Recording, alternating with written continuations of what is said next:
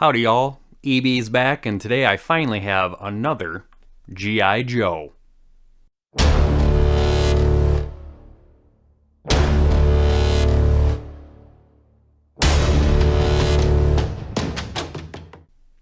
Welcome back to the channel. If you like videos like these, don't forget to give me a thumbs up. Today, we're going to talk about Scarlett. This is the G.I. Joe Retro Wave 2. I think it's Wave 2. Yes, the Baroness was in Wave 1. So this is the harder to find figure of Wave 2 because they only put one per case. So it's taken me a while to find one. Finally did. Super stoked to have it. And today we're going to open her up and see what the fuss is all about. I've done a couple videos on the Hiss Tank and the AWE Striker, but I haven't actually opened any of the figures solo yet, so that'll be a new experience. So let's head down and do some close-up action, and let's see. Let's do it right now. Here we go with Scarlett. Let's check out the package first. This is, of course, the retro line, so this is a throwback to the retro cards. The design of the bubble is different. Actually, it's super humongous for how much stuff is actually coming in there, but such is life. Check out the back here, and you have her little ID card, and then the cross-sell between the other figures that are coming out, which Wave 1, Wave 1, Wave 1, Wave 2, Wave 2, Wave 2. So, yeah, hopefully everybody can find what they're looking for, but the way the case breakdown is it's I think it was 3 Destros, no, it was 2 Destros, 3 Roadblocks, 1 Scarlett, 1 Baroness, 2 Storm Shadows, and then 3 Snake Eyes. I don't know why they just didn't do 2, 2, and 2. That would have made so many more people happy, but such is life.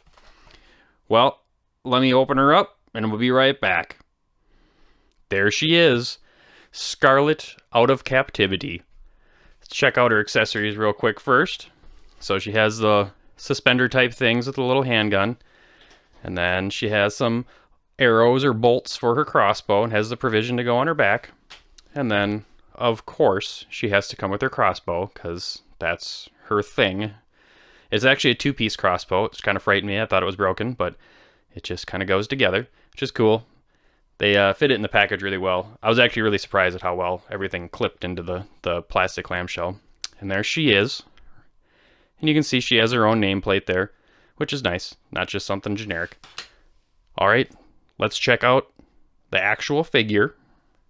The detail on the face is pretty nice. Pretty sure that's a new sculpt. I didn't collect the 25th anniversary stuff, so I can't really compare it to those, but the head moves pretty well. Of course, the hair might inhibit a little bit of back motion, but she kind of looks like she's looking down all the time, I guess. Shoulders are nice. Elbows. Rotation at the hands. She's ready to do some shooting action with the pistol grip there. Oh. Uh-oh. That elbow's a little... Okay, she's a little stiff. Didn't want to snap it, but that elbow's a little stiff the first time I bent it there, but now it seems good. Wrist rotation.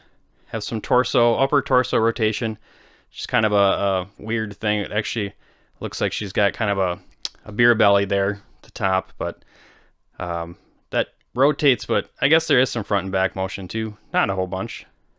It'd be nice if it would go forward a little bit more, but that's just my opinion.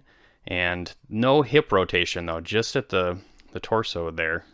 So we do have leg movement and the dual hinged knees and ankle rotation with the boot that should go up and down too. That's a little stiff. I don't want to snap it off, so leg rotation, knee, boot rotation, and yeah, that one's pretty tight too. That might take a little working to make sure it's golden, but not going to do that on camera because I don't want you to hear me cry if it actually breaks because they're too freaking hard to find a replacement.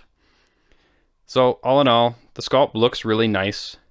This is a little interesting here. You can see, hopefully it comes across on camera, you can see that this is actually a separate piece that is probably glued into the leg, which is odd because that's not the case, or it doesn't appear to be the case with the thing on the boots. So I wonder if they're just reusing legs and they maybe are going to put other crap on the legs in the future, which, you know, they're going to do that, so I don't blame them. The more things they can reuse, the more figures they come out with. So to me, that's a benefit, because then we get more stuff to collect. Yay! Well, not too much else to go over here, except it is a nice figure, and I would say if you are on the hunt, I would continue. I was a little displeased with some of the 25th anniversary figures I did end up purchasing recently. All the joints on those were super weak, to the point of they couldn't even stand themselves up. This one's getting a little weak here, just a little movement, but it's not super bad. But they are definitely not as robust as my childhood toys, because I would beat the crap out of those, and they still seemed really nice. So this, if you're going to play with it, might have to be a little gentle. If you're going to be like me and just pose her in some pose or put her in some vehicle and just have it stand there, it's going to be good for a long time. Well, there you have it. Scarlett. I guess there I have it. You may not, because they're so freaking hard to find. Well, I did play with it a little bit more. Well, I didn't really play with it, but I messed around with her a little bit more and got her crossbow in her hand and the bolts on her back. And I put the little shoulder strap thingy on, but my word, it was so oversized, it just looked like she was playing in her father's outfit, so I took that off because it was really dumb. It also wouldn't really go around her waist without unbuckling, so meh. But the other two things are okay. I did notice a weird critique that you can only put the bolts on one way because otherwise her ponytail gets in the way. That's fine because I'm not playing with it. And holy crap, this thing being two pieces, the crossbow, oh my word, that's annoying because it keeps falling apart every time you touch it. It just kind of clips together, but if you're going to play with it, you're going to have to glue it together, or just assume it's going to go, the little crossbow part's just going to go missing in action in about 7 or 8 seconds, and then she's going to have a weird looking rifle. Beyond that, I did finally get her ankle joint to go up and down. It was a little delicate, but after it kind of broke in, it was fine. Can move around now. I don't know, I'm happy that they're doing the retro line, but I just feel like they could have done a little bit better of a job. Just a little. Like, no adjustment at the actual waist is really weird. So her body has to be, like, totally facing one direction, and then, like, her upper torso can move. You know, that's how normal humans move, right? It's just solid through this section. But, yeah, I don't know. It's kind of a weird thing. I don't want to sound like I'm complaining, because I love G.I. Joes and I'm really happy to be able to get them in the 3 3/4 size. But it's kind of like they're not super cheap and they're so hard to find that you just want to be blown out of the water when you get one. And I'm just kind of not. I'm still going to collect them all, don't get me wrong, but I may not try to get all of them ×2 so I can have one in the package and one to open. We'll see. Well, don't take me as a Debbie Downer. If you are still on the hunt, I would still recommend trying to get them because they are cool. But beyond that, I'm EB, and that's all I got for today. Don't forget to give me a thumbs up, and, you know, you could take those subscriptions too if you want to subscribe, because you never know when that next Joe video is coming out. But until then, take it easy.